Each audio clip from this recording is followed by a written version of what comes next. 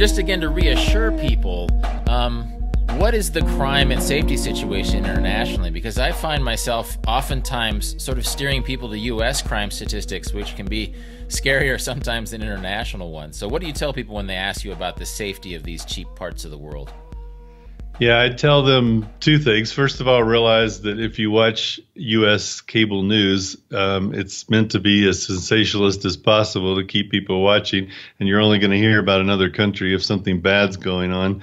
You don't hear about it the whole rest of the time when things are normal.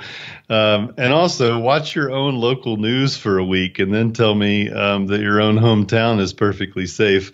I think people are not putting it in perspective most of the time. I mean, this is coming from a guy who lives in Mexico. So the first thing everybody asks me is it safe? Are there cartels in your town? Have you been shot at? And all these things. And I feel much safer where I live there than I did in Tampa, Florida, because, yeah, the crime statistics are scary. We have these random shootings all the time, and that happens almost nowhere else in the world with any kind of frequency. So I think you're much more likely to get actually killed in the U.S. You might be more likely to get robbed at 3 a.m. if you're walking around some foreign city. But in general, the hot spots are pretty well known. The places to stay away from are pretty well known, just as they are in your own city. So it's not that hard to stay out of trouble. I think I've been traveling for 25 years now, and I think the worst that I've ever had happen was a camera stolen out of my backpack. I mean, it just it's not something I worry about. Yeah, and you're in Guanajuato, Mexico, too, which I think sometimes when we hear about dangerous places in Mexico, oftentimes it's border towns, which are often the first place we see as Americans, and so that's sort of the stereotype.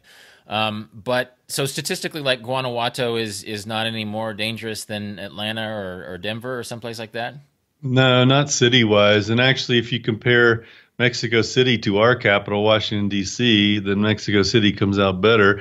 I mean, there's always arguments about how, if everything's reported in the same consistent way or not. But still, if you just look at the actual official numbers, there's it looks pretty bad for the U.S. And then we have cities like New Orleans and St. Louis and Detroit that are just, horrendous if you look at the statistics, or Chicago.